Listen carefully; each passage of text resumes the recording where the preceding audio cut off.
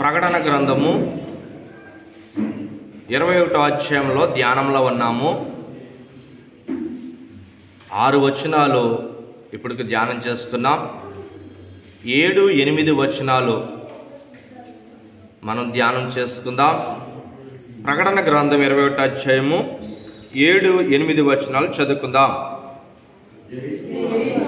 జయించువాడు వీటిని స్వతంత్రించుకొనును. నేను అతనికి దేవుడినై ఉండును, అతడు నాకు కుమారుడై ఉండును. పిరికివారును, అవిశ్వాసులను, అసహ్యులను, నరహంతకులను, వ్యభిచారులను, మాంత్రికులను, విగ్రహారాధకులను, అబద్ధకులను అగ్ని గంధకములతో మండు గుండములో పాలు పొందుదురు. ఇదే 2వ మరణము. ప్రార్థన చేసుకుందాం. ఈ 2వ మరణం కొరకు నాకు తెలియచేయండి ప్రభువా అని అందరము కూడా ధ్యానం చేసుకుందాం. అందరికీ తెలిసింది శరీర మరణమే. అసలైనది ఆ 2వ మరణము. ఆ 2వ మరణము ఉండకుండా ఎలా ఉండాలో మాతో మాట్లాడండి ప్రభువా అని యోహాను గారికి ఇచ్చిన దైవశక్తిని, దైవ జ్ఞానాన్ని, దేవదాసయ్య గారికి ఇచ్చిన వివరణని మరొక్కసారి మాతో మాట్లాడండి ప్రభువా అని ఈ ప్రకటన గ్రంథం ఇంచుమించు 4 సంవత్సరాల నుంచి మనం ధ్యానం చేసుకుంటున్నాం. చివరికి వచ్చేసాం గనుక 21వ అధ్యాయంలో ఉన్న మాటలను ధ్యానం చేసుకుందాం.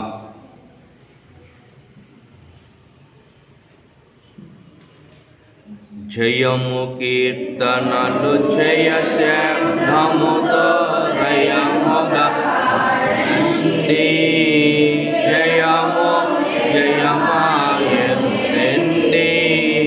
జయమే క్రీస్తుని చరిత్రయ, జయమే మరణమునా కూడా, జయమే నిత్యమును.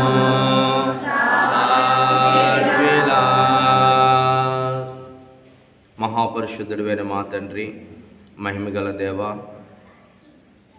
యోహాను గారికి ఇచ్చిన ప్రత్యక్షత, దేవదాసయ్య గారికి ఇచ్చిన వివరణ, ఇదిగో మాతో మరొక్కసారి ఈ 2వ మరణములో పాలు పొందువారు ఎవరు? జయించిన వారికి నేను తండ్రిగాను,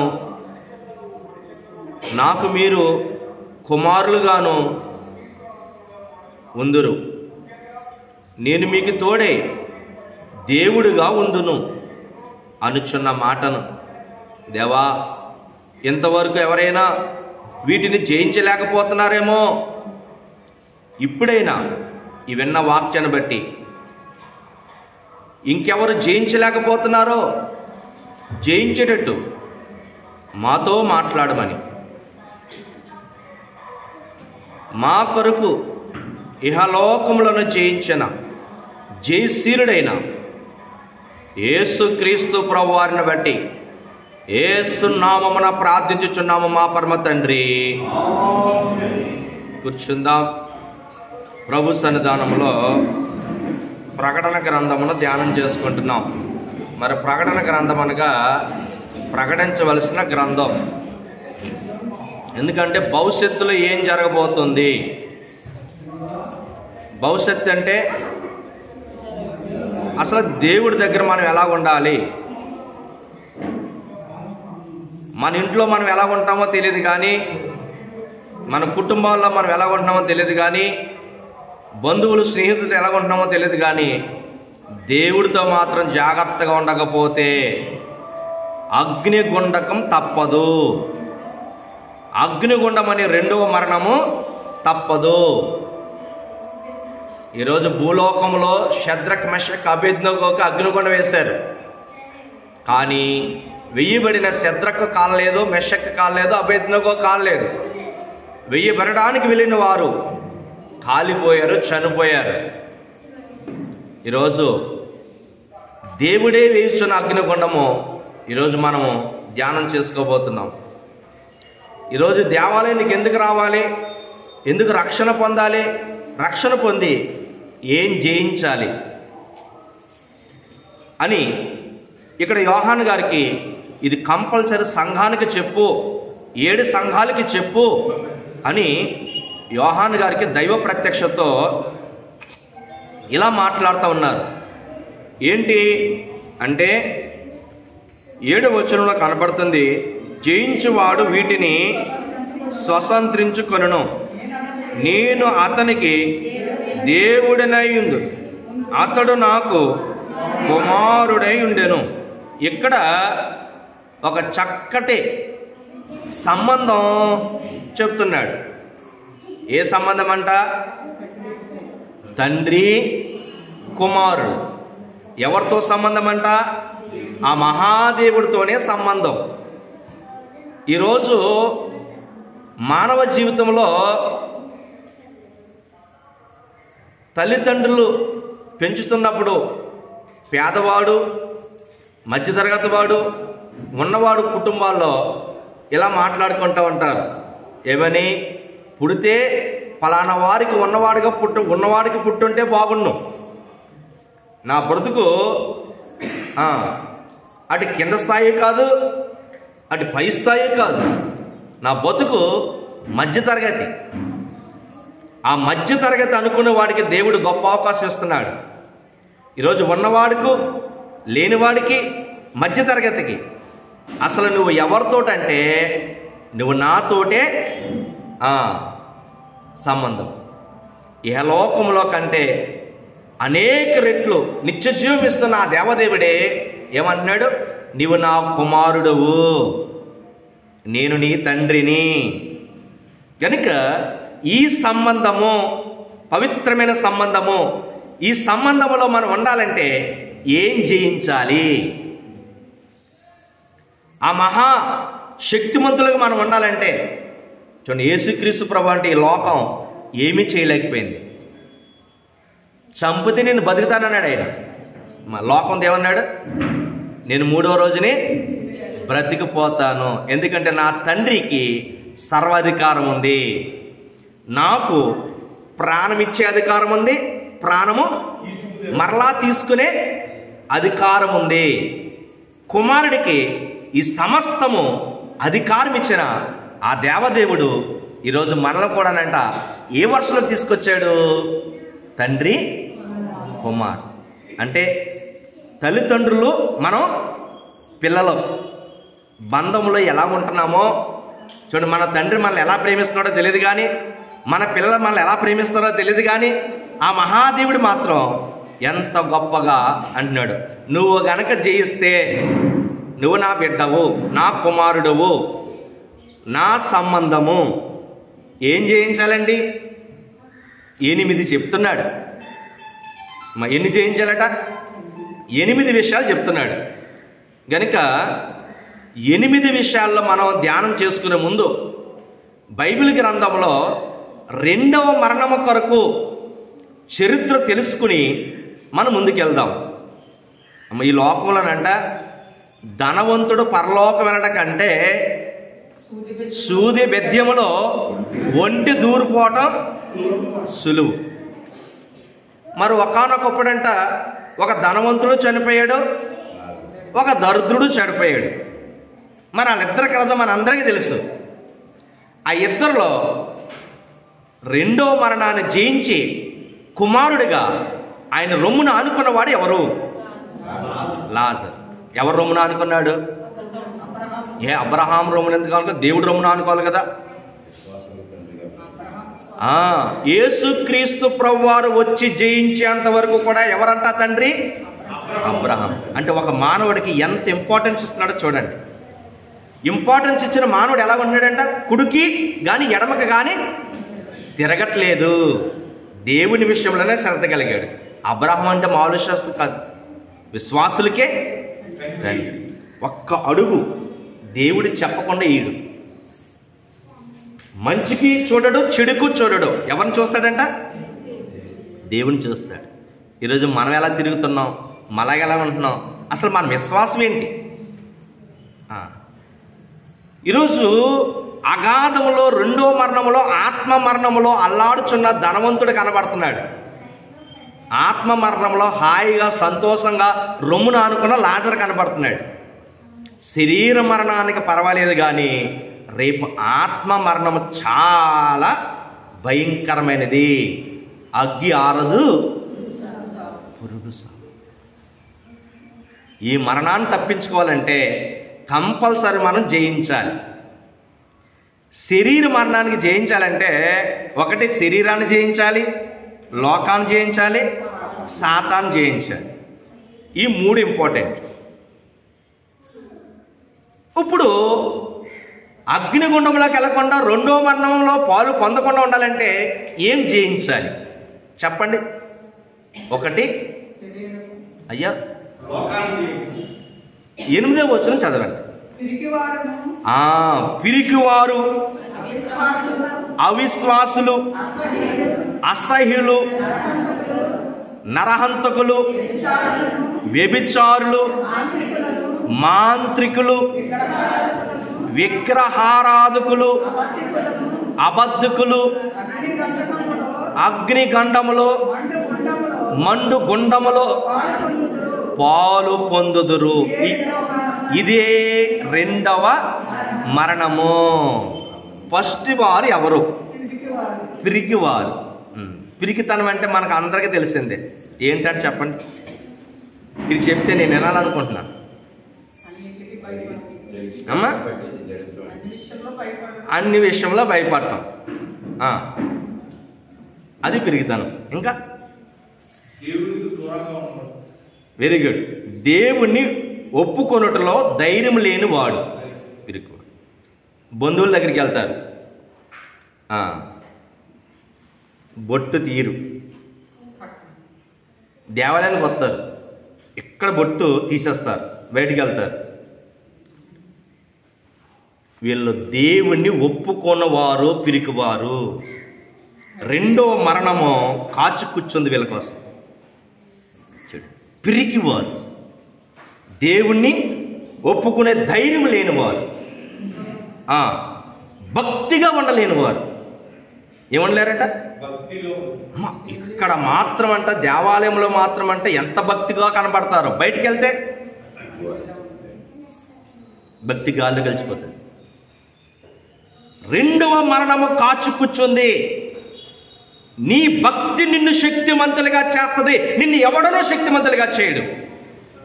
వచ్చిన కష్టముల నుండి విముక్తి చేస్తుంది, మోక్షానికి తీసుకెళ్తుంది భక్తి.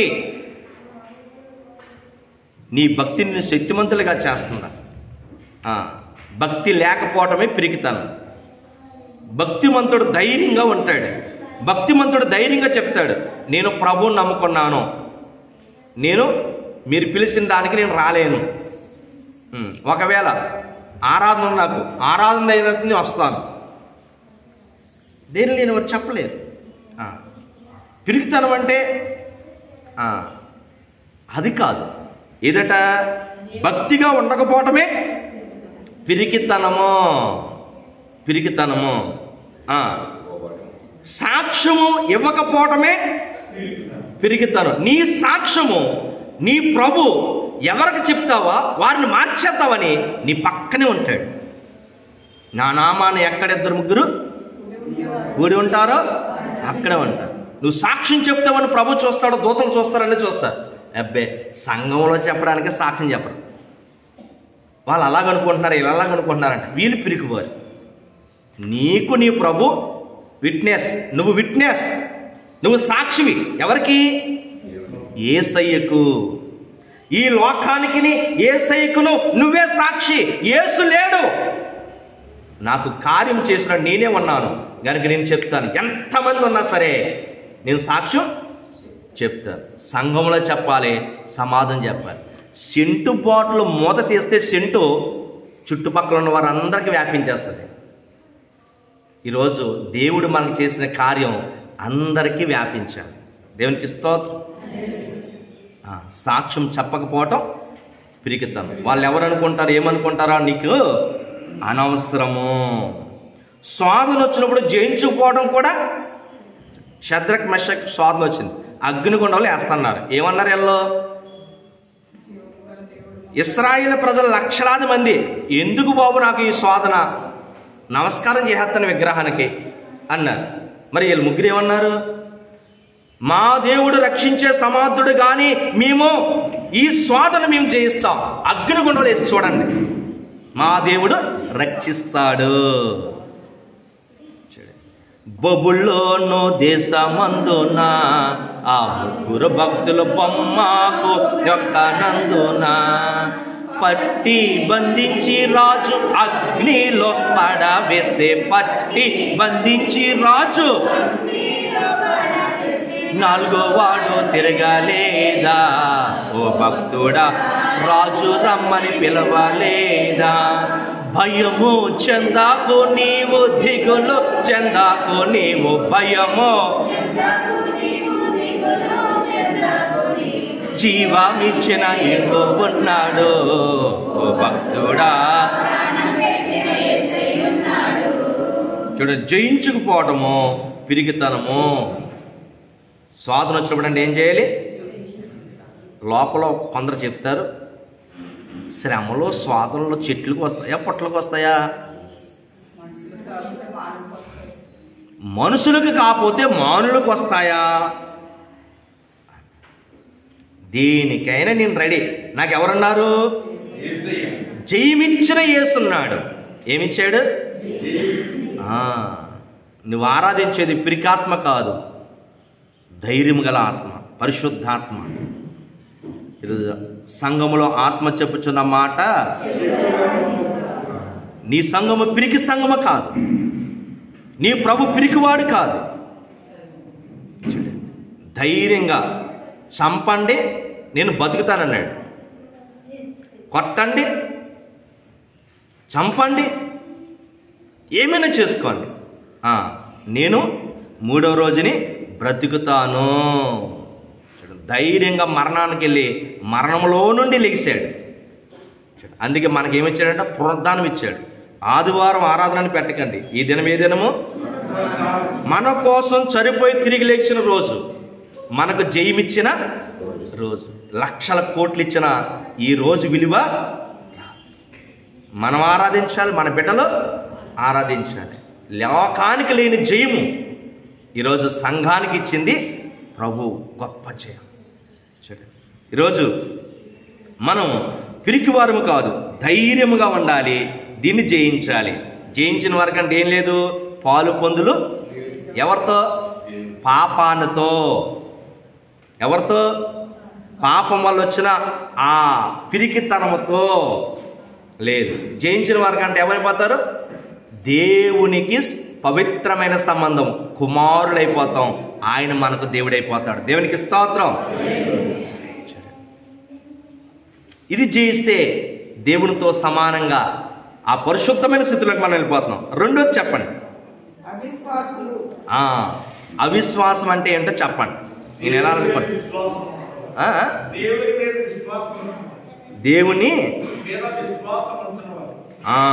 దేవుని మీద విశ్వాసము ఉంచిన వారు వీరి పనులన్నీ అపనమ్మకం.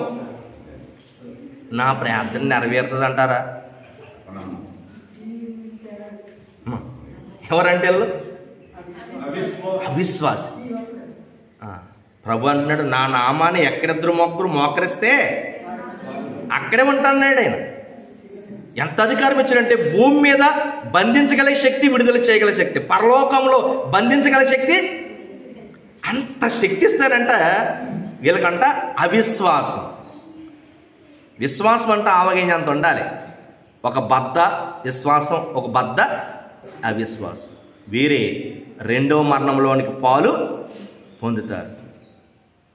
విశ్వాసం పోగొట్టుకోకూడదు, విశ్వాసం చేపట్టాలి. సాతాను కొట్టదో తిట్టదంట, విశ్వాసం లేకుండా చేయొద్దట. నేతి బీరికలు ఏం లేదట, విశ్వాసం అంటే ఏం లేదట.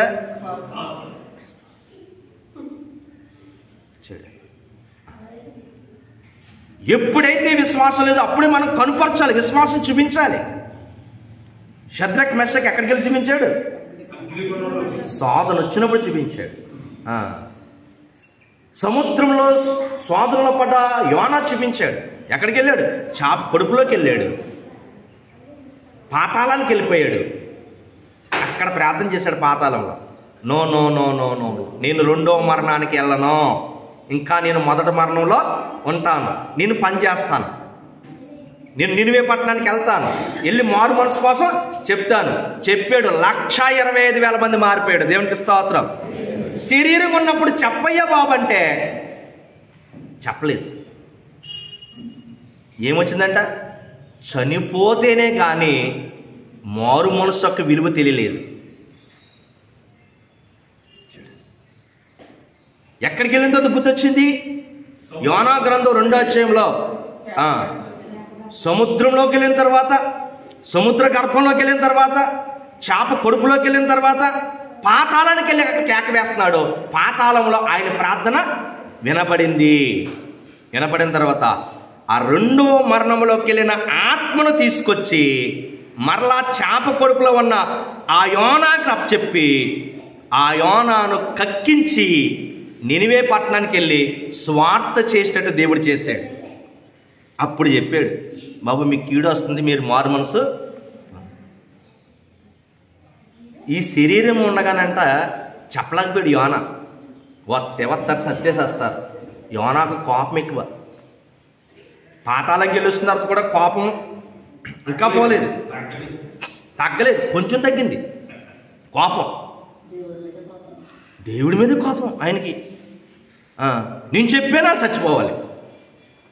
సావు కోరుకునేవాడు సాతాను.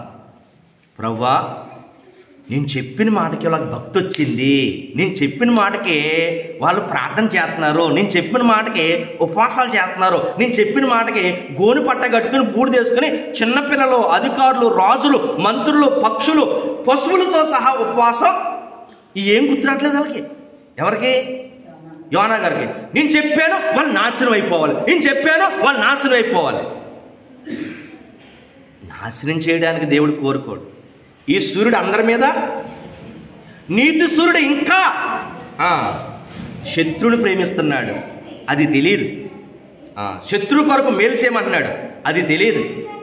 చూడండి, పగతో రగిలిపోతున్న యోనా చూడండి, పాతాళానికి వెళ్ళిన తర్వాత అప్పుడు మరణం యొక్క విలువ తెలిసిన తర్వాత నాన్న దమ్ములకి మీద ప్రేమ వచ్చింది. ఎవరికి వచ్చిందంట? యోనా గారికి ఎవరి మీద ప్రేమ వచ్చింది?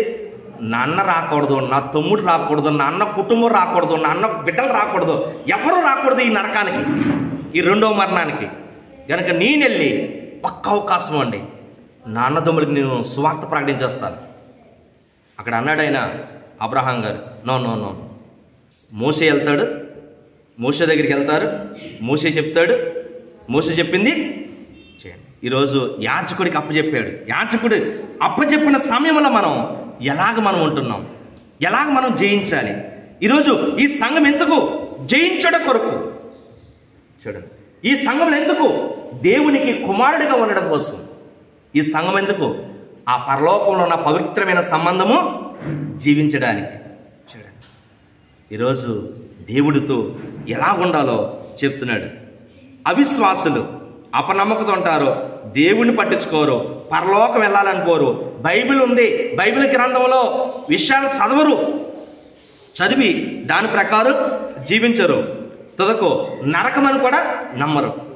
ఈవేళ చదివితే రేపటికి 2. చూడండి, ఈరోజు నమ్మకం లేని వారు అవిశ్వాసులు. ఏం లేదంటే వీళ్ళకి నమ్మకం లేదు. 3వది అసహ్యులు. అసహ్యులు అంటే ఎవరు? చూడండి,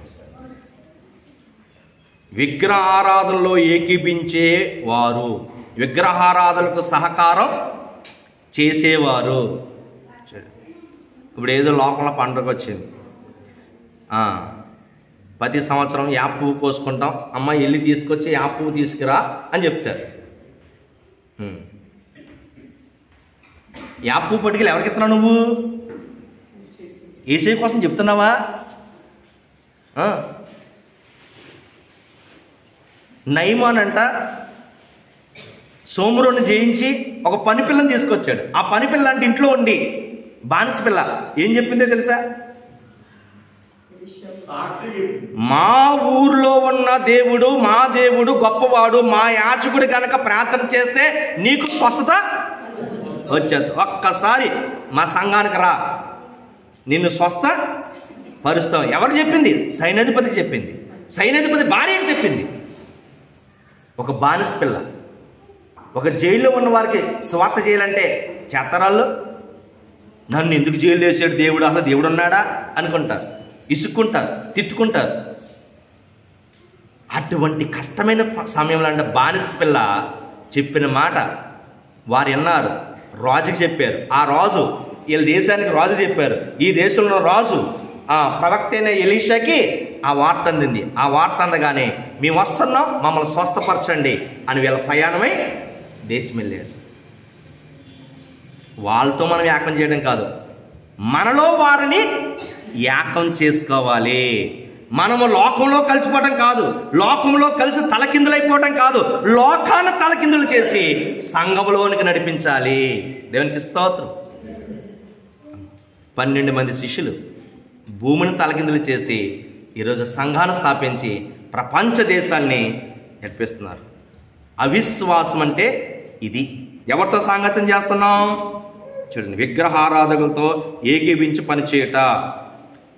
చూడండి, ఏదైనా ఒక పండగ జరుగుతుంది, ఏదైనా ఒక కార్యం జరుగుతుంది, అన్నం వండాడు, అన్నం బుట్టలో అన్నం వండారు, ఇంకా దాన్ని కడగకుండా అదే బుట్టలో మరలా వండేయటం, అదే బుట్టలో మరలా కూర వండేయటం, అదే బుట్టలో ఆ దాకలోని మళ్ళీ కడగకుండా చేసేయడం. టీ పెట్టుకోవటం, టీ పెట్టుకున్న గిన్నెలో మరలా టీ కడగకుండా మరలా పెట్టేసుకోవటం. అంటే శుభ్రం లేకపోవడం కూడా అసహ్యం. శుభ్రం లేకపోవడం అసహ్యులు. ఎవరు అసహ్యులు? ఈ లక్షణం. ఎందుకంటే దేవుడు పరిశుద్ధుడంట. మనం కూడా ఎలా ఉండాలి? దేవుడు అసహ్యించుకుంటున్నాడు. 4వది, నరహంతకులు. ఎవరండి? కొడుపుకు మించిన అన్నం తినకూడదు. ఒక ముద్ద తక్కువ తినాలి. ఎంత తినాలి? చిన్న కప్పుడు అన్నం. ఎంత? ఒక 100 గ్రాముల లోపల అన్నం తినాలి. చిన్న కప్పులోనే అన్నం తినాలి. ఈ కప్పు ఎంత ఉందో 2 అంతలు కూర తినాలి. మనం అంట కొడుపు అలా పెరిగిపోయే వరకు తింటాం. అది నరహత్య. ఎక్కువ తినటం నరహత్య. తక్కువ తినాలి. ఏం తినాలి? అన్ని రకాలు తినాలి. మనం తినే ఆహారంలో ఒక ఫ్రూట్ ఉండాలి. చూడండి, అలాగే చాలా విషయాలు. నరహంతకులు ఎవరంటే వారు కొడుపుకు సరిగ్గా అన్నము తినకపోవటము, వ్యాధి వస్తే మందులు వేసుకోకపోవటం, వ్యాధి వస్తే ఏం వేసుకోకపోవటం? మందులు వేసుకోకపోవటం, ఇతరులను చంపుట. అలాగే నరహత్య అంటే కోపం, పగ సాధించటం. కోపము, పగ, ప్రతీకారాలు సాధించటం నరహత్య. ఇవన్నీ కూడా నరహత్య. అలాగే 5వది వ్యభిచారం అంటే ఏంటి? భార్య భర్తలు కొట్టుకోవటం, తినుకోవటం. భార్య భర్తల్లో ప్రేమ లేకపోవటమే వ్యభిచారం. కొట్టుకోకూడదు, తిట్టుకోకూడదు. పరాస్త్రీని వేరేలా చూడకూడదు. ఇది వ్యభిచారం. 6వది మాంత్రికులు. ఎవరంట? మాంత్రికులు అంటే ఎవరు? ఏం తెలుసు అంత మాంత్రికుల కోసం మనకి? శాతబడి చేసేవారు. అలాగే ఇంకా ఎవరంటే శుభగడియలు చేసుకునేవారు, టైం పెట్టుకునేవారు. ఈరోజు ముహూర్తం చూడండి అంటారు, చూసారా? వీళ్ళు మాంత్రికులు. దేవుడు అంటే సృష్టిని కలగజేసినప్పుడు అంతా మంచిగానే ఉంది, చెడేమీ లేదు. మొదటి అధ్యాయం చదివితే ఇది మంచిది అని 6 రోజులు అన్ని మన కోసం చేశారు. ఇది చెడ్డదని దేవుడు చెప్పలేదు, కానీ నువ్వు చెప్తున్నావు. నువ్వు మాంత్రికుడువు గనుక చాలామంది పంతులు గారి దగ్గర టైం పెట్టించుకొని, పాస్టర్ గారు మీరు తెల్లవారుజామున 2:30కి వచ్చేది, ఇల్లు ఓపెన్ చేయాలి. ఒక్కొక్క మాంత్రికుడు నాతో మాట్లాడుతుంటే భయమేస్తుంది. ఈ బైబిల్ గ్రంథాలలో చెప్తుంటే అర్థం కావట్లేదు మాంత్రికులకి. తెల్లవారుజామున మీరు 2 గంటలకు రావాలి. ఒక మాంత్రికుడు అంటాడు, మీరు కనుక వస్తే నేను బాప్తిసం పొందుతానంటాడు. అయ్యో నువ్వు మాంత్రికుడు, నువ్వు చెప్పిన టైంకి నేను అలా సూర్యుడు ఉదయించిన తర్వాత నేను టైం పెడతాను, అప్పుడు వస్తాను. చూడు, ఉదయకాలంలో చేయాలి. శుభగడిలో చూసుకుంటారు, శుభగడిలో అన్ని పెట్టుకుంటారు. ఇక్కడ దేవుని సన్నిధానంలో మనం ఏం నిర్ణయిస్తే పరలోకం ఆమెన్ అంటారు. దేవునికి స్తోత్రం. ఒక్కసారి నీ యాజకుడు చెప్పిన మాటకు పరలోకం ఉంటుంది, నీ మాటకు పరలోకం ఉంటుంది. ఇక్కడికి వచ్చి మనం సమయం చూసుకోవాలి. ఏ రోజు ఏర్పాటు చేసుకుందాం, ఏ రోజు మీరు ఈ కార్యం చేయడానికి వీలుంటుంది మాకు చెప్పండి అని ఇక్కడ అడగాలి. అడగకుండా వెళ్ళిపోతూ ఉంటారు. ఒక్కొక్కరు కూడా మాంత్రికులుగా తయారైపోతున్నారు. వీరే మాంత్రికులు. శుభగడియలు చూసేవారు మాంత్రికులు. అలాగే శకునము, మంత్రాలు వేసేవారు. ఎవరు వేస్తారట? మంత్రాలు. ఒక మంత్రాలు వేసేవాడు. పాము వచ్చిన మంత్రం వేస్తాడు, పొడ వచ్చిన మంత్రం వేస్తాడు, అన్నీ వచ్చి మంత్రం వేస్తా ఉంటాడు. ఆయన ప్రతిరోజు ఏదో ఒక దాన్ని బలర్పించాలట. కోడునో కుక్కనో దేనో దాన్ని చంపి ఆ మంత్రాలు వేసిబడి పెడతాడండి. ఒకసారి దేన్ని పెట్టలేకపోయాడు. తన భార్యను పట్టుకొని శుభ్రంగా కాళ్ళు పడిపోయి ఒక్కొక్క పాటు తినేస్తుంది. ఏంటి ప్రభువా అని దేవుళ్ళకి వచ్చిన తర్వాత మరి చక్కగా ఆ విషయాలన్నీ చెప్పాడు. నీ మంత్రాలు వేసేవాళ్ళు మంత్రాలు వేస్తారంట, వారు దేన్నో దాన్ని బలిస్తారు. ఎందుకంటే అది ఎవరినో ఒకరినో చంపకపోతే ఆ మంత్రాలు చూడండి వేసిన వాడికే ప్రాణహాని. నువ్వు మంత్రం ఎలా చేస్తావంటే ఏట్లేదు, ఒక్కొక్క పిచ్చాచిని మేము మెయింటైన్ చేస్తున్నాం. ఆ పిచ్చాచి చివరకు నన్ను కాదు నా భార్యను పట్టేస్తుంది, పడిపోయింది, మంచం మీద ఉంది అంటే అప్పుడు వెళ్ళి ప్రార్థన చేస్తే ఆ భార్య చక్కగా నడిచింది, సాలకొచ్చి స్వస్థ అయింది. ఈరోజు గొప్పగా దేవుణ్ణి నమ్ముకున్నారు భార్య భర్త, మరి చక్కగా రక్షణ కూడా పొందుకున్నారు. వాళ్ళు వేసే అన్నీ కూడా ఎవరిని పంపిస్తారంటే చూడండి పిచాచులను పంపిస్తామంటారు. మంత్రాలకి అది అంటారు. మంత్రాలకి ఏం రాలవంట, కానీ మంత్రాలు ఎంచుకుంటారు. అది తెలుసు, మంత్రాలకి చింతకాలు రాలవని తెలుసు, కానీ మళ్ళీ ఏం వేసుకుంటామంట. సరే, ఇలాగ మనం చూసుకుంటే శుభగడియలు, మంత్రాలు, శకునాలు చూసుకోవటం. మోసే కాలంలోనంట ఎంత భయంకరంగా ఉండేయో ఇవన్నీ కూడా. అలాగే 7వది విగ్రహారాధన. విగ్రహారాధన అంటే ఏంటి? దేవుని కన్నా ఎక్కువ. Very good. దేవుని కన్నా ఎక్కువ ఏది? చూడండి, పనివాడు తన యజమానే దేవుడు అంటాడు, దాసుడు యజమానుడే దేవుడు అంటే. ఎవడైతే సహాయం చేశాడే దేవుళ్ళలాగా వచ్చి నాకు నువ్వు సహాయము చేసు, దేవుడితో పోల్చేస్తాడు. ఆ మాట మాట్లాడు. ఇవన్నీ చేస్తుంది ఎవరు? దేవుడే. దేవుడి మీ ద్వారా చేయించారు అను, నువ్వు అందులో పాలు పొందవు. ఎందులో? దేవుడే నువ్వంటే కొంచెం మాట మార్చండి, కొంచెం మాట మార్చండి. దేవుడు నీ ద్వారా నాకు సహాయము చేశారు. ఇది అద్భుతమైన మాట. దేవుడే నువ్వంటే ఎవరితో పక్కన పెట్టేశావు? చిన్న ఇద్దరు భార్య భర్తలు ఇద్దరు ఏ ఫంక్షన్కి వెళ్ళిన తర్వాత తెలియని వారితో ఎవరితో మాట్లాడారనుకోండి, ఎంత కోపం వచ్చేస్తుందో. ఆమె ఎవరో చెప్పు, ఆయన ఎవరో చెప్పు అని తెలుసుకునేంత వరకు కోపం తగ్గదు. దేవుని మాత్రం ఎక్కడ పెడితే అక్కడ పెట్టేస్తావు, ఎలా పెడితే అలా పెట్టేస్తావు, ఎలా పెడితే అలా చేసేస్తున్నావు. శరీర మరణం కంటే ఈ రెండో మరణం చాలా భయంకరం. వీటిని జయించాలి. జయించాలంటే ఏం చేయాలి? దేవుడు మీ చేత ఈ కార్యం చేయించారు, దేవునికే మహిమ కలుగును కాక. అన్న నోట్లోంచి ఆ పదం వచ్చిందా, మనం జయశీలుగా ఉంటాం. సరే, విగ్రహారాధన అంటే పంతులు గారే దేవుడు అనకూడదు. ఎవరు దేవుడు అనకూడదు? గురువు ఒకడే. ఎవరంట? యేసుక్రీస్తు ప్రభువే గురువు. గురువులని ఎవరిని కూడా అనుకోడు. పంతులు గారే దేవుడు అంటాం. అలాగే దేవుడి కన్నా తన్ను తాను ప్రేమించుకోకూడదు. మనలంట ఎక్కువగా ప్రేమించుకోదు. మన కుటుంబంలో ఉన్న వారిని ఎక్కువ ప్రేమించకూడదు. లోకాన్ని ప్రేమించకూడదు. వస్తువును ప్రేమించకూడదు. జంతువులను ప్రేమించకూడదు. ఒక్కొక్కరు అంటారు, ఈరోజండి మా ఇంట్లో బంధువులు వచ్చారు కనుక ఎవరిని విడిచిపెట్టేశారు? ఆరాధన విడిచిపెట్టేశారు.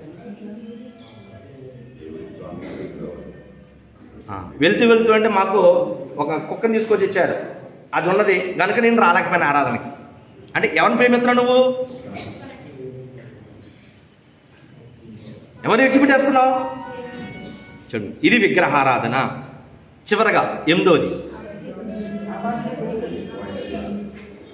అబద్ధం అంటే ఏంటి? మీరు చెప్తే ముగించేస్తా, అయిపోయింది. ఆ మాటలు ఈ మాటలు చెప్పి పిల్లలకి అన్నం తినిపించకూడదు.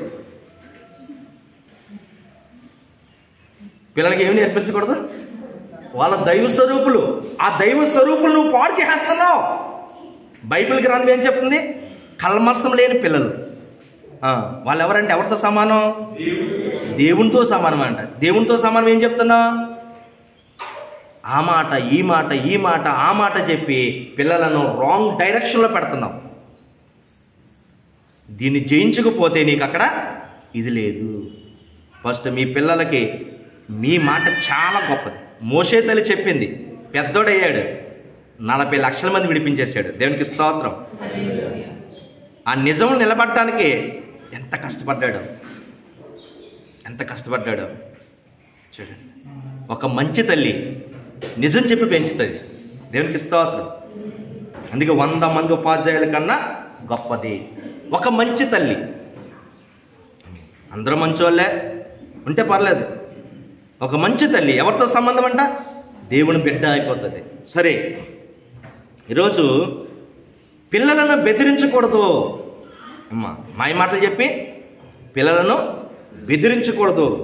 వారికి అబద్ధం చెప్పకూడదు. లేని వారి మీద అబద్ధాలు చెప్పకూడదు. కోర్టులో అబద్ధ సాక్ష్యం చెప్పకూడదు. అలాగే నష్టం కలిగినప్పుడు యేసుప్రభువుకి వస్తే అన్ని కష్టాలే, నేను ఇంకో మతంలోకి వెళ్ళిపోతాను అనుకోవటం కూడా నువ్వు జయించలేకపోతున్నావు కనుక నీకు నష్టం కష్టం. అందుకనుక యేసుప్రభువులోకి వస్తే అన్ని కష్టాలే, నేను మతాన్ని మార్చేస్తాను అంటాం. అబద్ధం. దేవుని అబద్ధకునిగా చేసేస్తున్నావు. ఎవరు అబద్ధులు అయిపోతున్నారంట? నువ్వు కరెక్టా? ఇదిగో ఇవన్నీ కూడా జయిస్తే చూడండి, ఈరోజు మనం ఎలాగుండాలో ఏం చేయాలో అన్నీ కూడా చక్కగా చెప్తున్నాడు. కదా ఈ 7 జయించేవారు, ఈ 8 జయించిన వారంట ఎలాగుంటారు? అగ్ని గంధకములతో మండు అగ్నిగుండములో పాలు పొందుదురు. ఇది 2వ మరణము. ఈ 2వ మరణంలో మనం ఉండకూడదంటే ఈ 8 విషయాల్లో కూడా మనం ఎలా ఉండాలంట? జాగ్రత్తగా ఉండాలి, జాగ్రత్తగా ఉండాలి. కనుక ఈ చిన్న చిన్న వాటినే సాతాను అంటే ఏం చేస్తుంది? ఆయుధంగా చేసుకోండి. పరలోకం వెళ్ళకుండా చేసి పడేసింది. పరలోకం వెళ్ళకుండా చేసింది. ఈరోజు పరలోకం వెళ్ళాలంటే ఏం చేయాలి? ఈ 8 జయించాలి. ఈ 8 జయించాలి. మరి 8 కోసం మనం నేర్చుకున్నాం. ఎక్కడి నుంచి అయినా మన వాయిస్ మారాలి. జయించిన వారు, మీ సంబంధం మనుషులతో కాదు, ఎవరితోటి? దేవునితో. మీరు లోకంలో మానవుల యొక్క బిడ్డలు కాదు. ఎవరు బిడ్డలు? దేవుని బిడ్డవు గనుక నీకు ఇహలోకము కంటే అహలోకంలో కూడా అధికారం ఉంది. దేవునికి స్తోత్రం. ఇట్టి జయమును పొందుకొని మనం ఒప్పించి మెప్పించి మేఘమెక్కే ధన్యత ప్రభు మనెల్లరికి అనుగ్రహించును గాక. యేసుక్రీస్తు ప్రభు నొందిన జయమే